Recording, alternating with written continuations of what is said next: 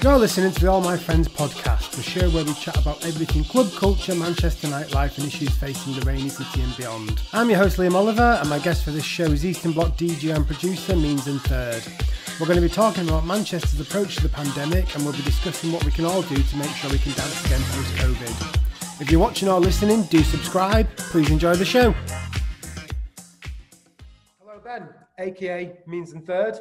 Thanks for coming on the podcast. I'm really excited to have you on the show today.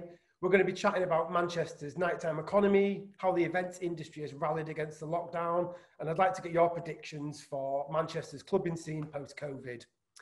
But before we dive into all that, let's do an artist profile on yourself.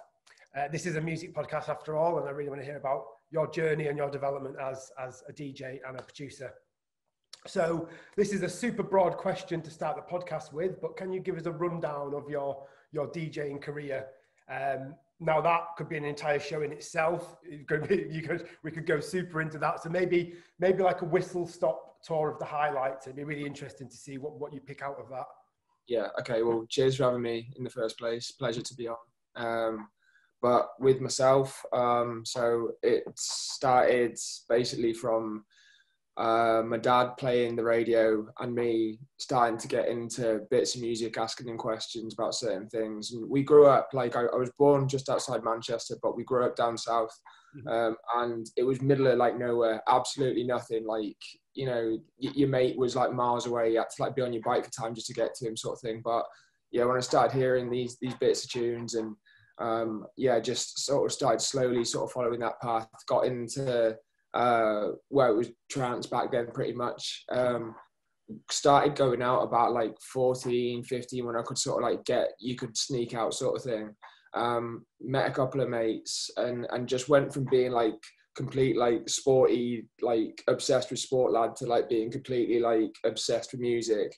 Got like saved my ass off, got a pair of decks, was buying tunes prior to that, so I had like bit of vinyl collection before I got them. And then, yeah, it just sort of took off. So decided to sort of like follow the education route with it. Ended up coming to Manchester, had to go back because of financial issues, and then went to Liverpool and then Manchester. Met the guys at the shop first time round in Manchester, and then was just sort of like, right, just absolutely battering them on the counter. Met everyone in there, got absolutely annihilated multiple times in there. But then, you know, you develop relationships, and then when Andy, A&D, left, I sort of filled the position, and then everything came from there. And then in that lead up, I was running nights from like first started in Fallowfield and then went to Manchester, and then obviously with the shop, we were doing like things via Eastern Bloc, and yeah, ever since basically. And then the productions came out of that with the education, which was at SSR, and here I am now, I suppose. Yeah, cool. Oh, I always like to ask, what was your first pair of turntables then? Because I've got quite an interesting story about my first pair. Did you go for Technics, or are we talking like some belt-driven monstrosities? Well, do you know what? Actually, it wasn't.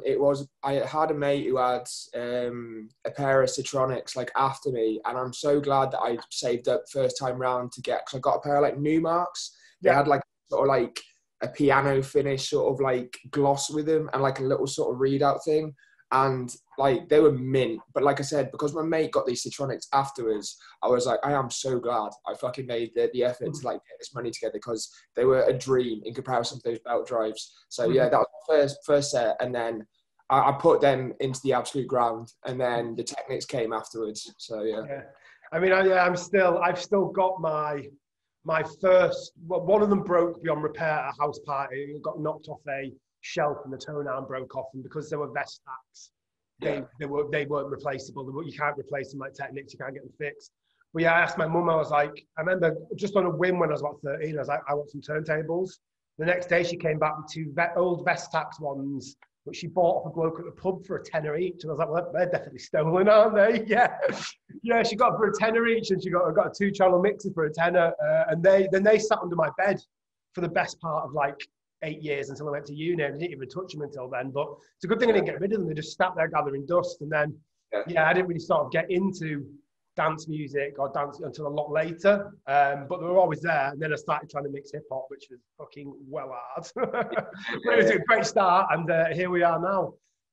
Yeah, amazing though. Thanks for sharing. And the next question is something I've wanted to ask for ages.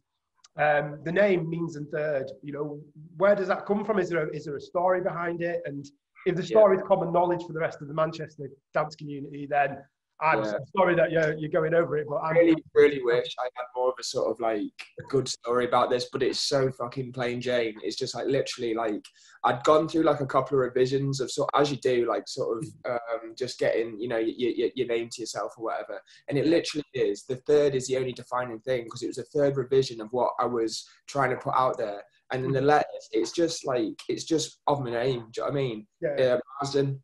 And it, the third revision. So that was it. And I was just like, you just get to the point where you're just sick of like pissing about with things. It's the same with like label names and all the rest of it, because we're just starting labels, and you wreck your head for it. And the thing is like, you just need to like go with it, and then that's it.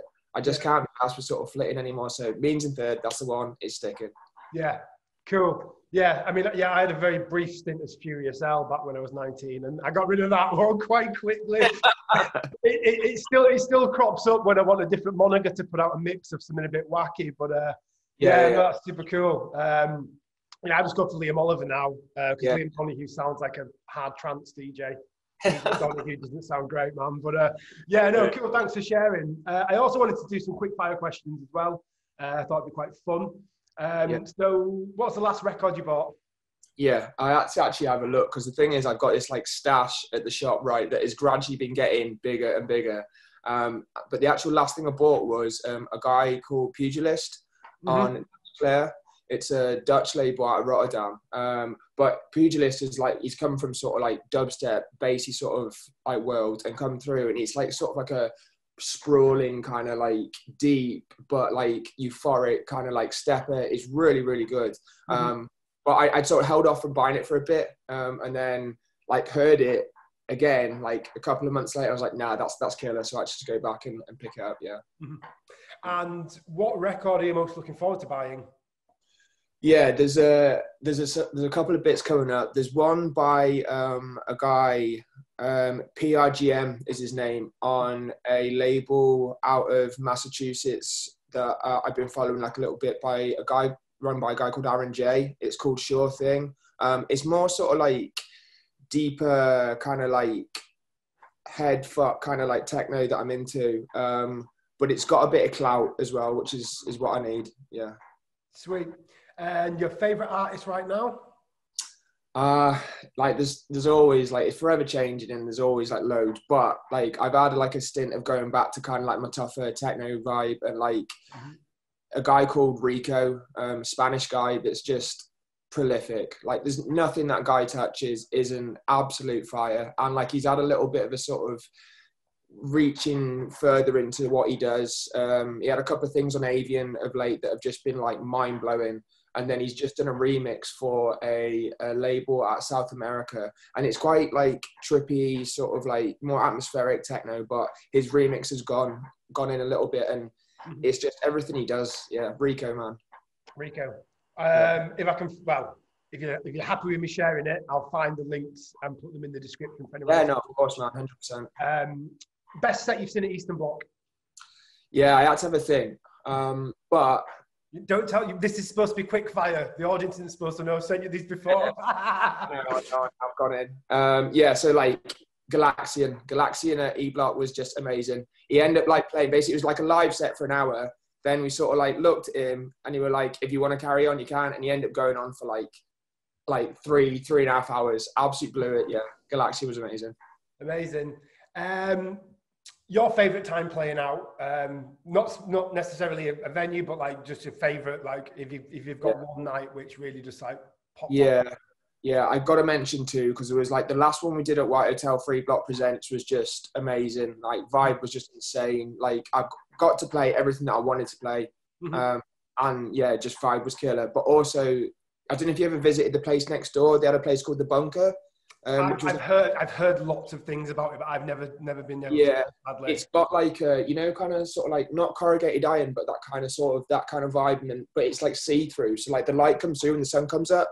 And I played for high hoops in there one time, and it was just insane. The sun was coming up at that point; it was coming through, and like everyone was just on fire. Like it was just just massive vibe and smiles all around, and wicked. That's sweet. Yeah, two great Manchester venues as well. I'm really gutted I could never make it to the Bunker. I've had a few people tell me about that. It might even be that night, you know. I know some of the guys from night school were down there. So they might be mentioning the same night. But it sounded really, really sick. You also, when did you do the boiler room? Was it the concourse you did it in the new warehouse project? Yeah. How was that? Was that all right? Or? Yeah, I had a little bit of a hookup about like my own performance on that night, but it was the way they had everything set up in terms of the booth was a little bit weird, and the length of the room like didn't help. But like the good thing about in there is that like people, you know, you're on this fucking it's like 2,000 people or something. It's stupid, but people are like near enough on your level. The stage is just slightly raised, and then you can look out. So you know, when you get these bigger venues and it's like fucking, you're up in the bloody rafters or something, you're away from everything, at least you've got a connection. So yeah, no, it was wicked. It was good. It was just a bit of a weird one to sort of like get accustomed to in the first place. Yeah, it's interesting that. So, because there's always this, I always say I'd rather play to a room of 400 people than 4,000 because you don't have that same sort of connection. It's interesting you went in on that. That's really cool. I don't get me wrong, I'd love to play there, but I think it would it requires a different skill set, doesn't it, and a different sort of you do have to be aware, but you also at the same time you want to put yourself across. Do you know what I mean? You're given an opportunity. You're not just going to sort of play to like whatever. You've been asked for a reason to. So you know you're doing a job, but it's tying all those things together and making it work. Cool. So I think I might know your answer to this one, but favorite venue? Yeah, I've got to say White Hotel. No question. I do love, like, you know, I in terms of, I mean, I should be saying like E Block as well, really, and I am, like, it is like, it's just with like the bigger crowds as well. I don't know, it's such a weird one. My head's in such a mad place at second with like when you start talking about it because of everything going on. You just that long since we've had that experience at second as well, isn't it? But yeah, like Manchester's full of them as well. We were getting to a point where just before this happened, like that we could have done with like a smaller, I don't know, like 200-300 cap place as well. And like, did you hear of that place that was under the Hatters gaff? What's it called? Yes, Hatters gaff. Are we talking about hostel or are we talking the pier house? No. You know where they've opened the restaurant on the corner just outside of Stevenson Square? What is it? The kebab place across from? No, other way. So you're going towards Oldham Street. But it was a place underneath. Cotton, aren't you thinking? Yeah. And then, yes. Yeah. So I was like quite like sort of hopeful about that, but it never really sort of like come to anything. And yeah. We'll see. Let's get all this out of the way, and then we can think about it. Yeah, I think we're going to talk about that quite a bit in the show as well, like where we're going to go after the pandemic and stuff. And again, the last one, I've thrown this one in. Have you taken Rishi Sunak's quiz, and what are you going to be retraining as? No, I've not taken his bloody quiz. And yeah, I know. Like, I don't know, is this the right points going on this guy? Because this could be quite... there's going to be several points throughout the show where we could probably discuss it. But if you want to go in now, you can have an opening tirade. I just like, you know, apart from like the first thing is anger. Do you know what I mean? Like, and then it's just like, right, calm yourself down. Because that's the thing, man. It's just like, it's so ingrained in like every bit of our lives, you know, in society. And it's just like, you're telling like hundreds of thousands of people just like drop it and forget everything you've trained for and all the rest of it. And you know, like, so think about his daily life. I'm sure at like multiple points from the second he gets up, there's some sort of like connection to culture in what he's doing. So you're telling me that you don't want any of that? Like, I seen some meme about like, next time you see Rishi Sunak, like even reading a book, listening to a song, you know, go into a theatre production, like floor the guy, because that's exactly what, do you know what I mean? You're going completely against all that. So yeah, it's a weird one, but yeah, I know. I need to probably like calm down a little bit of it, because I've definitely had a couple of venting sessions of late going off. No, well, hey, that's what this podcast is for. Don't worry about that. I mean, I think from my point of view, like what the Tories' idea of culture is, obviously, like what they would think is culture, but it's only a very specific part of British culture, which is it's the opera, it's the proms, and I think a lot of change and a lot of great things. A lot of like, if you look at authors from the past 100 years, like, you know, even before clubbing, they were in dive bars and they were in dingy places and they were in places that we'd probably consider whatever the underground was in the 1910s. They were probably there figuring out and, you know, creating art. But, you know, art doesn't happen at Pret a Manger and Starbucks, which is another meme that's going around at the moment. So just to like write all of this section of society off.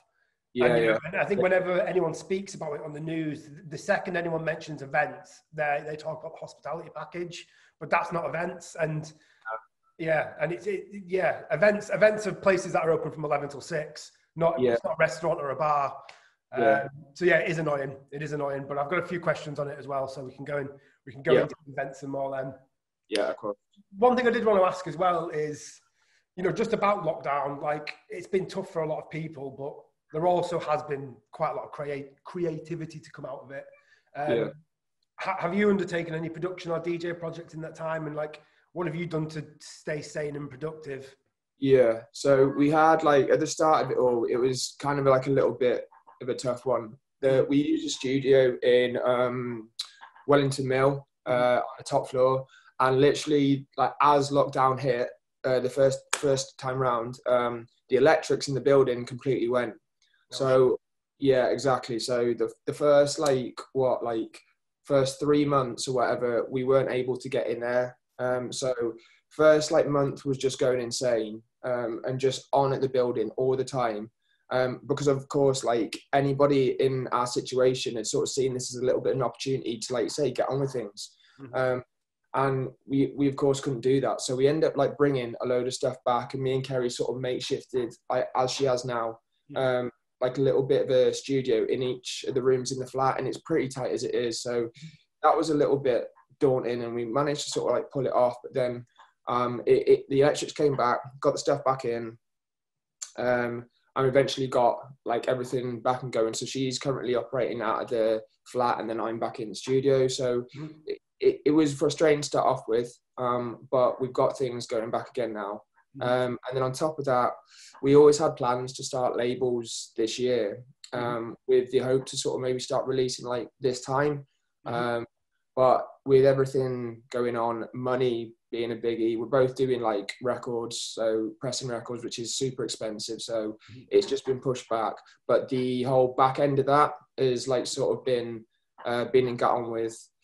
So that's another thing. And then also we've had to like, with that in mind, we sort of decided to, rather than asking somebody, we decided to sort of learn the design element of things. So there was, with a lot of companies as well, they sort of, like you were saying about Ableton before, doing their 90-day try thing or whatever. We found this, rather than use like things like Photoshop and that, Adobe, like I didn't realize, but everything's subscription these days. Yeah, so you've like, it's annoying, yeah, you buy in. It's so expensive, dude. Like seriously expensive. So we tried to find like a different program, and we found this company called Serif that does this thing called design. So and they do photo as well. Affinity is the company. And so we learned that, and I've been doing sort of like the label side, like all the design stuff, which has been like really gratifying, but really frustrating too, because it's like, you know, think about when you started DJing or producing or whatever, like it's just banging your head against the wall for a little bit, isn't it? Yeah.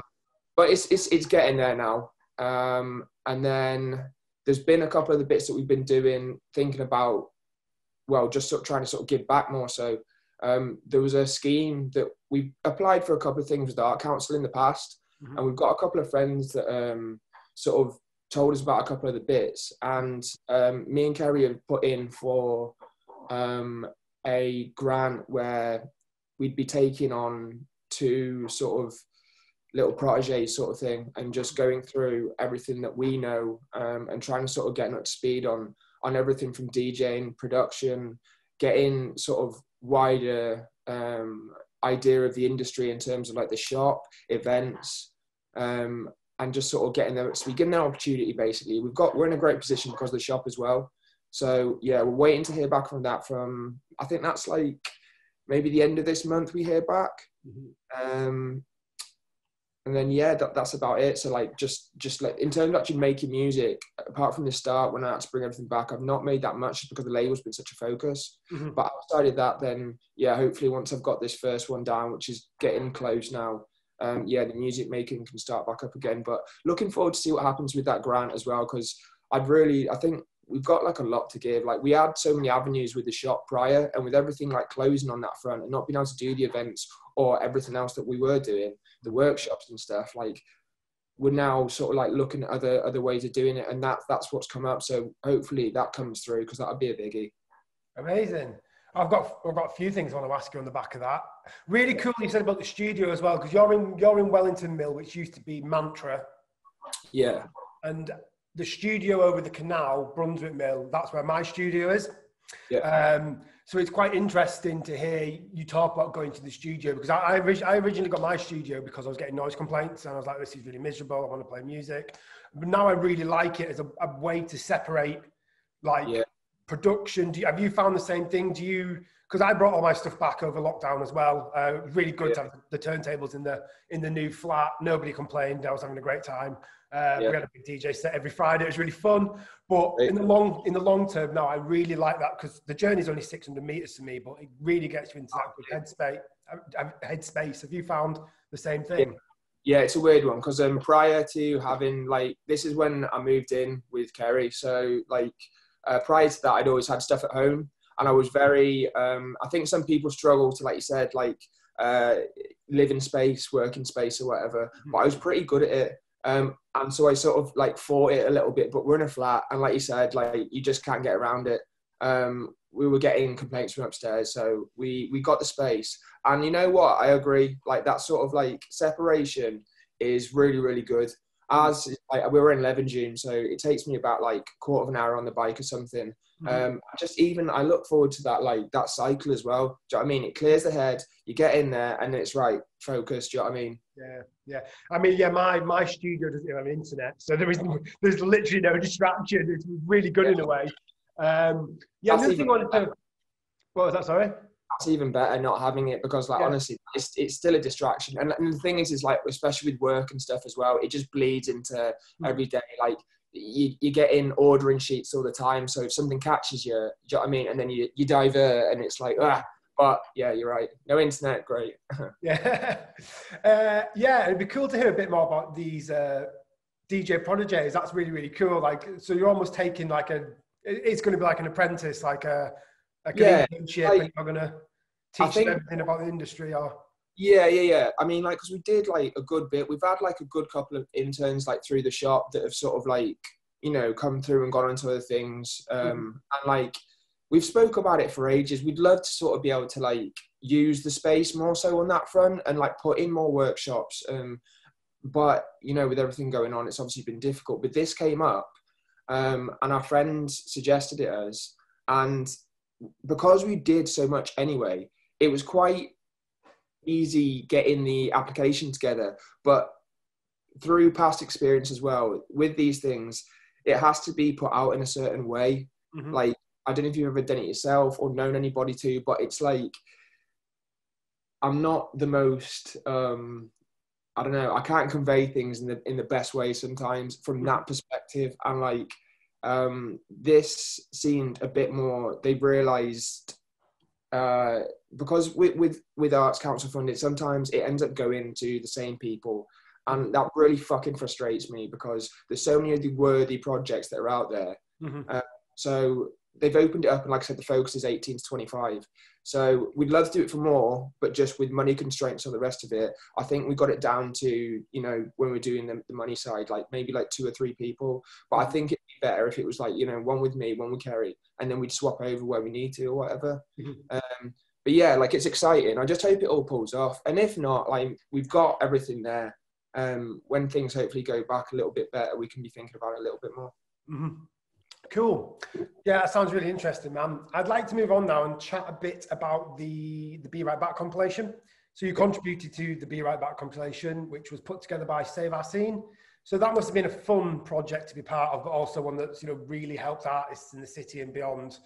So do you think as like a dance music community, we're only going to see industry support coming from grassroots movements like this from within the scene?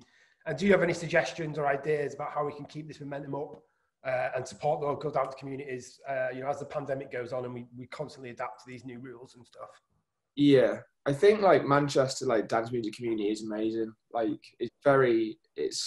we're so lucky on that front, and everyone's always like willing to sort of chip in and get together. And as a result, with the compilation, like first time round, like when this all kicked off, that's exactly what it was there for, and it came in, perfect on time. Everyone was willing to come together, and that helped out a lot. Like, I mean, there were people that really needed that at the time. So yeah, like fair play, like for it all coming together, and I think that'll carry on. Like the government's the one that are like sort of defining things right now. You can't really put things down to like Manchester City Council or anything, or more sort of like on a local like level, because that's just the nature of the beast. That's what's happening right now. So yeah, I don't know. Like I think within ourselves we're great. I'm not expecting anything outside of that. Maybe it will come eventually, but yeah, I'm not too sure it will. Yeah. I know, but I think you're right as well. We have so many grassroots movements within the city that I think, Manchester scene is so strong and it's so open to helping other people. You're not the first person who's ever come on one of my podcasts or done a mix of me that said that. So that's really heartening to hear. And for anyone listening and watching, we'll add a link to the Be Right Back compilation in the show notes to the episode. And I have to do this once every episode, but if you're listening, subscribe on YouTube, subscribe on SoundCloud. This is the third time I've had to do this. It's still quite new to me, but yeah, if you're listening, I'm going to break the fourth wall. Please subscribe for everything like nightlife, club culture, dance music in Manchester. Sweet. So now let's get back to the podcast. I do want to get your thoughts on how Manchester specifically has handled the lockdown. But before we get into that, it'd be great to get some insights from how Eastern Block's been doing. You've been in a pretty unique position because you've been shut for a long time. Like we've already spoke about this, but you've also had digital sales to give you a helping hand. So have you found that lockdown hasn't really affected you? And when do you think, like realistically, you can get back to business as normal? Like events would be the big one, because I can't imagine that's going to be happening downstairs for a while at EB. Or this is the thing, it being like an 80 cap venue, like it's just not on the card. Socially distanced events is just not something that we can even think about. With the shop, I mean, like initially it was like maybe like getting towards 3 months that we actually like closed, but the website was taken over during that time. So say someone would go in like every couple of weeks and just like keep up with the orders. It was okay. Like I wish it would have been better on the sort of online sales. But it's always been more of a sort of like personal experience. Like, do you know what I mean? The website that has come has like been later to things. We are having it redeveloped there right now. I'm hoping everything will be a lot more smoother. It's fine at what it is, but it's a little bit clunky. So we just need to do that like that a little bit. So hopefully that's all coming. So we're taking steps on that front. When it like with the when it first shut, because the money wasn't coming in as well, you weren't able to sort of order stuff at the time because you just didn't have it coming in. Once we reopened, we're doing currently, so it's Tuesday, Thursday, Friday, Saturday, and that's taken over all right. It definitely could be better. We're supposed to be, limiting people in the shop. You have to. Everything's sanitized. We're asking people to, before they touch or anything, to sanitize, use gloves if they want. Everyone's wearing masks. I can't see it going back to normal until, society fully changes. It can. We're just too small. But the good thing is that like from like our customers' perspective, like a lot of them during that time we were closed, they held off from splurging on Junos and red eyes and all the rest of it. And they came in with a good little sort of like amount of money to spend when we did reopen. So like massive shouts to anyone who like, you know, made the effort or still is making the effort to come down, thinking about us, because it goes a hell of a long way. When you're an independent in these situations, like you don't realize how like tight margins are and stuff. And it is seriously tight. So yeah, no, anything like support wise on that front is massively appreciated. But yeah, we'll go in, like we're taking over. Like it's definitely like, you know, paycheck to paycheck kind of sort of like vibe at second. And like winter on the cusp of things is like, you know, that could be a bit more tighter again, because while in summer, I mean, the good thing with Manchester City Council is that like they, you know, the area where the square is. So they opened up that, they pedestrianised the road. Yeah, so I've been in for a few days, yeah. Exactly. So you're able to sort of push it back a little bit further. And that period of having that is hopefully going to take us over throughout, you know, maybe through till March when that other scheme comes to end. But that's going to be down to the wire again. Depending on what happens on Monday as well, I'm not too sure what's going to happen with this. Like they're saying about places having to close again. We'll see. Jim seems to think, my manager, sorry, that like the record shop will like take over whatever because we can sort of like just get around it. But of course, if the business isn't, you know, as a whole moving, then John can, you know, pay out for us to be there in the first place. So. I remember. Let's get first thing that I deal with our Eastern Bloc, and I think you obviously you are right. You work there, but I like to go in. It's one of the places that you want to go in. I want to go in because I'll see you or I'll see Jim, and you'll recommend me loads of stuff, and that's like the big selling point. That's like really, really cool. But when you guys had shut, I was buying a record a week, and I was storing them all up from you guys online. And then I did a rundown one Thursday, and I think luckily Jim was in doing some stuff, and he sent me some letters, not letters, he sent me some vinyl through like the letterbox, opened the door and sent me them, which is really, really cool. But that ethos is really difficult to capture online. And I think that's one of the things that certainly for me separates Eastern Bloc from the other stores in town, is the personal feeling you get when you go in, which is really, I'm super proud of that. Like I am. That's something that and you hear it now and again, and like, you know, you just get a little like pat on the back about it. But like I honestly do believe that. Like if you're I went, when I started going record shopping, like I said, when I went E-Block and stuff, I got absolutely annihilated, and that was part of the experience back then. You had to go through that. But these days, like just on a sort of like financial perspective, you can't afford to do that. If you see a new face coming up those steps or whatever, I'm like, right, what are you about? What are you into? You know, tell me, like, and let's get a little bit of relationship here, because that's what I want out of it. I want you to be coming back, and I want you to be coming up the steps again, and me giving you a massive pal and going, right, I know what you're about. Do you know what I mean? That's what it's about for me. Amazing. When you say annihilated, by the way, do you mean as in you bought bad records, or you mean? Nah, as in the guy behind the counter killing me. Like, oh right. That's it. I couldn't tell whether you were saying that I just annihilated financially, which can happen. Records. No, sorry, like, I'm going off one. Basically, it's like that whole thing of like, you know, like shitting yourself about going in a record shop initially, speaking to the guy, telling him what you're into, and then just looking at you going, what do you mean? Do you know what I mean? As in like, like Mark Turner, man, honestly, I got killed by the guy like initially, but then, you know, I'm a good mate with him now, sort of thing. So yeah. Well, yeah, it's true, because you know my musical preferences probably better than I do sometimes, because you'll pick out things for me about, oh, this is sick, and you can almost do it now. I imagine you can do it loads of other regulars. You know, when you see me come up the stage, like, well, if Liam's spending 30 to 50 quid today, I know the type of stuff he wants. And sometimes I've got to be like, you can't give me all that because it's too much good stuff.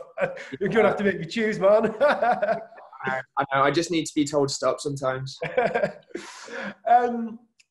One thing I wanted to ask as well, which I was really interested in, is how like the lockdown has actually affected like record supplies from labels. Has it disrupted the logistics of like record pressing? I can't remember who I was chatting to the other day about it. I think it was again maybe one of the guys from Night School, but you know, pressing records on a small scale takes a long time. And do you think we're going to see like new releases drying up because we're 6 months into a lockdown? How does that work? You know, great to get your insights. I think initially a lot of people shit themselves. I think like, and also like the places of production, the plans, they had to sort of adhere to things as well. So there was initial sort of like, right, okay, then so slow down.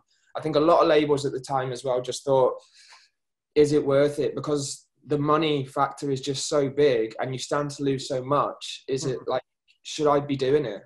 So I think a lot of people have sort of switched on that front. But at the same time, it's slowed down a slight bit. But I'll be honest, like in terms of like sheets I'm getting through, there's still a hell of a lot of stuff coming. Like a hell of a lot of stuff. There's definitely like, yeah, it's definitely reduced. And at certain genres as well, I've noticed like maybe not as much. Some things these days are sort of better suited, like, well, not better suited, just like they've taken like a route down the digital path and like that's where they are. But things like with my techno or whatever, I'm like, there's still loads. There's a hell of a lot online that I'm gutted sometimes that I can't get on a record. But that's just the way it is these days. So it's all good. Yeah, but yeah, it slowed down a little bit, but not much. I'm still getting loads from distributors. Oh, that's good news, isn't it? Then I expected you to say, yeah, things have like ground to a halt. Oh, amazing. I did want to get, I think we spoke about this a bit already, but I did want to get like your opinion on like Manchester's response to the pandemic, specifically like the nighttime economy. How do you think the city's managed? And, you know, with Eastern Bloc being an event space as well, have you felt supported at all, or do you feel like you've been left in the dust? I mean, I'm talking there, maybe let's just look at the event side of EB for that. Yeah, no, of course. Yeah, again, it's like this weird thing about like, because you can't really voice like Manchester specifically when you're talking like a sort of government or city council perspective, because it is coming from on high, from down there. Do you know what I mean? So yes and no. Like the thing is like this whole thing with Rishi Sunak, like again, like it's just like you sort of, I don't know, came out as this messiah when it was all about like the furlough and stuff. Yeah. And I was just like, no, like all come back. Do you know what I mean? You're going to be paying for that for fucking ever. Do you know what I mean? Your great grandkids are going to be absolutely like, you know, that money's still like going to be coming back or whatever. And it's, yeah, I don't know. I think, yes, in terms of sort of like I said about with the shop and the events, we couldn't do them. So that whole extension with that pedestrianisation, like that's probably going to have saved us. In a couple of months' time, that money that we earned then is probably going to be the difference between us staying open or not.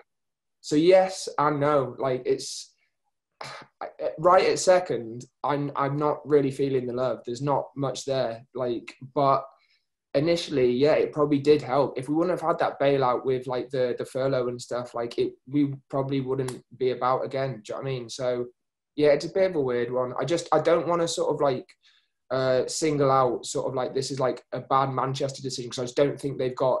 I think Andy Burnham's been like really outspoken of late about things. So cancel the curfew thing, and you know, backing from Sasha as well, and sort of like pushing that. I seen him the other day like getting really like vocal, and I was like, good on you, lad. Do you know what I mean? It's nice because Manchester it's such a culturally sort of like rich place, and that's what like turns it over. That's what people know it for. It's like it pisses down all the time in Manchester. We need something. That's what we've got. Do you know what I mean?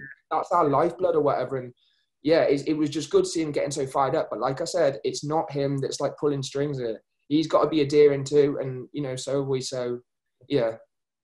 Yeah, you're right there. So I think like Manchester, probably more than London, maybe. You know, he's seen as like, I think you get clubbing tourists here in the same way you get clubbing tourists to Berlin.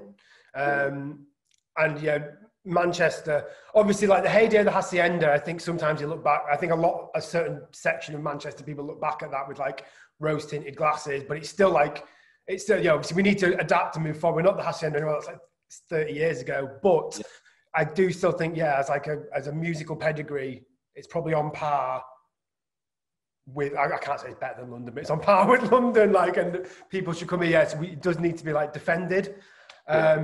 One thing you mentioned there, which I wrote a question about as well, is cancel the curfew. It's gaining a lot of traction, which is great. you know, the current rules, the amount of things I've seen on social media about how you can get on a bus with no track and trace, you can go shopping with no track and trace.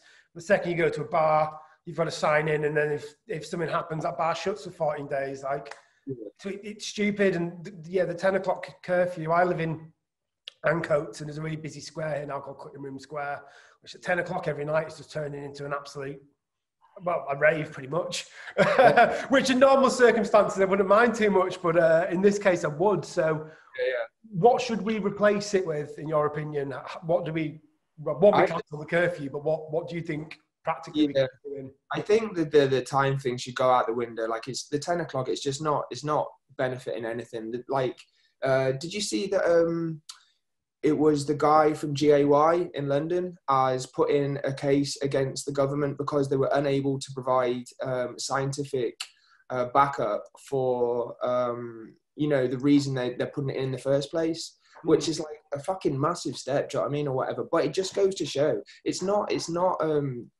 the answer in the slightest.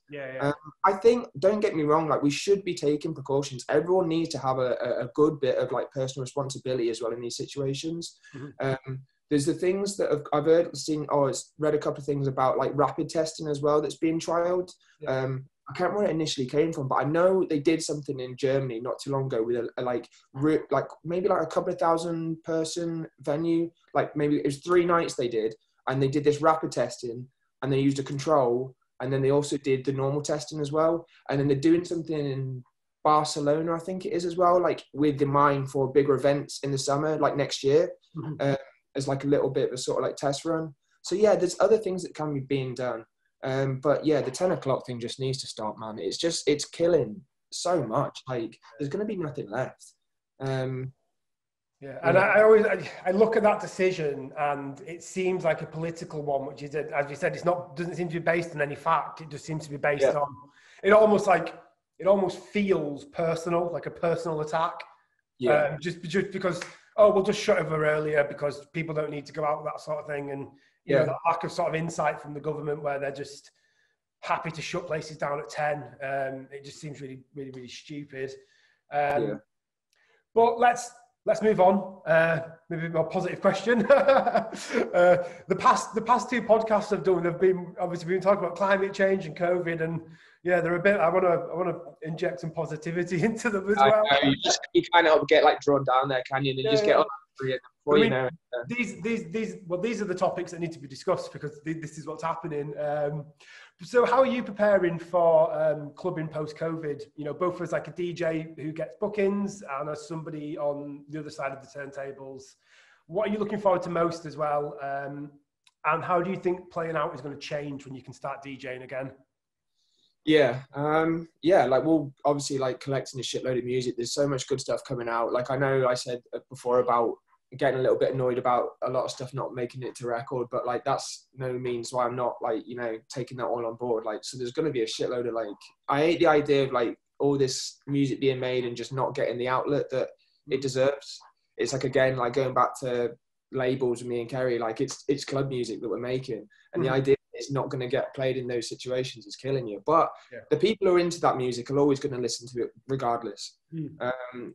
But yeah, like, so just getting stuff together. I really don't want, like, I don't like the idea of like post-COVID clubbing and that whole, you know, environment changing much, because what people get out of it and what I got out of it when I first started getting into things, like, you can't recreate that in this like super sterile like way. It just, what benefits those situations are like having, you know, what I got out of it. And I know maybe I'm just like, you need to sort of change, but I don't know, I just don't want it to change too much. If it goes too much, then it's not going to be what it was. Like, it's a place for you to like find yourself. Do you know what I mean? That's what I got out of it. Like, and you know, just get a bigger perspective on things, meet some of like the best people ever. Like, I wouldn't have anything if it wasn't for music and meeting my girlfriend, like my friend group, like traveling. Like, I've done so much off the back of it, and the idea that it could like be like completely changed on some level, that I'm not getting all those things I got out of it, is pretty scary, really. Mm. Mm.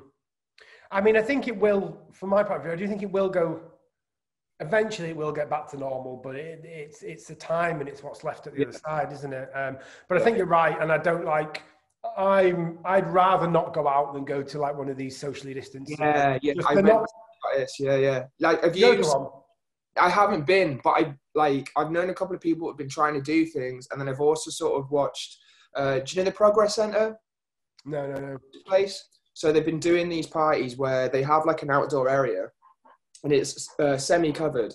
But then they have they're like, it's like a cattle market. So you have like little like groups of 6 in these like, you know, like metal railings. Yeah. So they've got like pods of like metal railings, and you can have up to your 6 in them. And it just looks like, I don't know, I'm applauding people for trying things that are different and, you know, trying to get around things as well. But at the same time, it's like, that's not clubbing. That's not the vibe that you, like I said again, from what, you know, I got out of it and I want out of it and what people get out of it. Mm-hmm. It's just weird. But like I said, like, I hats off for people trying to get around and be different. But what do you think? I'm in the same boat, and I think, on one side, it'd be really, really nice to, because even for a second, even if you get taken back to that in like your group of 6, like, and you know that feeling you get when you're at a proper club, like if you can create that in some way, that must be super nice. Yeah. But and at the same time, yeah, you still want to support people doing this, because like obviously events are struggling massively. So I'd want to go and like help out a night that I really, really like. And if that's how I've got to do it, then I'd be down for that. But the flip side of it is like, I know when we can go back to some sort of a normal club, and it's probably going to be a really emotional experience for a lot of people. And for me, I'd like to save that, and I'd like to really get excited about it. Like, yeah, the first time I can go back to White Hotel or Hidden or, you know, anywhere, or even Stage and Radio, and not that Stage and Radio is bad, by the way. It's just the third or Eastern Bloc, or my event at Eastern Bloc, which never got to go ahead. Never mind, eh? But like waiting for that, I think it's worth the wait, and I'm happy to wait. And I can support collectives and nights in other ways, and I've been trying to do that through, you know, buying records or buying like downloads or the stuff that Bandcamp did. Yeah, definitely. Really, but it's monetizing those situations, isn't it? It's like, it's all good someone telling you like to adapt on certain fronts or whatever, and use, you know, online services and do things like that. But how do you monetize it on the same level? It's like, I don't know. Do you know the Advent? You heard of the Advent, Cisco Ferreira? He's like an older guy, but he's still like going like fully like now. But he's just started this thing that Kerry's done called technoclub.net. So basically what it is that every weekend on a Friday and Saturday, you have you have like a lineup for the weekend, and then it like rolls over from like Friday to Sunday, so you can go straight through or whatever. But you pay, I think, like €5 for the weekend or whatever, and that's to see as much as you want during that time or whatever. So I'm like, you know, good on him for trying to sort of like monetize it and get, because the how they're doing it is that anything that's made, because it's all split into rooms, that's made just goes straight back to the artist, but split fairly. And I know that like he's had like a bit of a problem with like agents and people getting back to him just saying about fees and stuff, and it's like, it's, you know, they're wanting this or wanting that, and it's like, how much fairer can you do it? I mean, I don't think you can't start demanding fees for that, can you? It sounds exactly crazy. It is good. I think and I think for me as well, like this, there'll always be a dance music, there'll always be an underground scene, but I think we're seeing here what this is going to lead to is, was it 1994 when they brought in the Rave Act? We're just going to see more illegal underground parties, and I think like that's the thing. Like people are asking me in the shop about like, okay, like they're like, so do you know of anything? And I'm like, no, there's nothing going on. And then they go, yeah, but do you know of anything? And I'm like, dude, like honestly, I wish I could be giving you more. And like, I've definitely heard of like little things, and there's been a couple of little pockets of smaller parties and stuff, like 50 people or whatever. But that's like edge of things. If like it carries on the way it is, especially Manchester as well, man, like people will always find a way. You might not know about it or you might not hear about it, but you will always find a way. So it's, you know, you're juggling with things, and like you said, like, you could have that situation all over again, which, to be totally honest, like, I wouldn't shy away from. That'd be mint. I think that'd be absolutely great. But of course, it's like, you know, you'd want to be doing it in a safe way as well. You know, you have to be bigger picture about things. Yeah, I've looked at this is pre-COVID. For a few years, I've always had like this idea in my head of finding somewhere out up in Cheetham Hill Way to do, like, I'd say it was more of a private party than a rave, because I think organising anything like that for me, what I want to get down first is working electricity and toilets, then security, and then do it at night. So obviously it wouldn't be like one of these like mad, weird second wave raves we've been seeing. I think stuff like that's bad for the scene. Not only is it bad for the people there because they're super dangerous, but for somebody, you know, who isn't into like dance music or club culture, that's all they see. And when that's all they see, it paints us all in a bad light. And then it becomes harder to do things legitimately or illegitimately, but with common sense sort of thing. Like, security is the top, and then find a secluded place, get permission. That's how I do it anyway. But it annoys me when it's all over the news about, you know, like, you're just like, these ridiculous raves, which they don't look great. I'll be honest with you, I don't think. And it ruins it for the rest. I had that. What was that one? Was it Oldham that went on? I had, again, like, speaking to people, and they said that they had like parents getting older and stuff and asking questions and just like, you know, absolutely vilifying it. And you just like, it couldn't be further away from what I'm about. Do you know what I mean? That's nothing that we want to sort of, like you said, be attached to at all. But again, that's just like media and painting it in a black light. So, you know. Yeah. So last question, we'll end with a big one, which I think we've already discussed a bit anyway, but are you worried or hopeful then about nightlife in general after the lockdown? What are our overriding feelings, if you could sum them up? Yeah, you've got to be hopeful, ain't you? You've got to be. Like, this is what we're about. This is everything that we're passionate about. And it will prevail. Of course it will. It's just at what rate, and I don't know, like, are we just going to have to sort of like sit back and just expect fuck all to come our way in terms of support? Because even if it doesn't, like, again, it's still always going to go. We'll find a way or whatever. Art will always like be created. It always will be. And in total honesty, like, grey periods of like society have always produced some of the best art out there. So that's, you know, another plus to be taken from it. But you've got to be hopeful. Like, right at second, I am getting really frustrated. I think everyone's had their ups and downs, and that whole thing again sort of like just lit the fire again, and you were just ready to take someone's head off. But everyone's going through those ups and downs, and you've just got to see the light at the end of it. Like, music's always going to be created, and I'm plowing myself into that side of things to get myself through. But I'm definitely hopeful, man. Like, things will come round. It will. But right now, you know, don't feel guilty as well for having some down times and getting pissed off, because you're allowed to be as well. Like, you've got every right to be. But it's coming. Just, it's a matter of when. Amazing. Well, great note to end on as well. Thank you. It was really great to have you on the show today. I really enjoyed it. It's always great just having chats with people. I'll be in the shop soon. It's actually my birthday tomorrow, so I've got a big wad of record money coming my way, which I'm looking forward to. So are you still doing the appointments? Just give us a shout and we'll get you booked in or whatever. That'd be cool, man. Okay, well, have a great Sunday, Ben, and I'll catch you in a bit. Yes, no worries, dude. All right. Hey, thanks for listening. I hope you took a lot away from the podcast. On the next show, I'll be talking with Chloe Jeffries from Climate Emergency Manchester.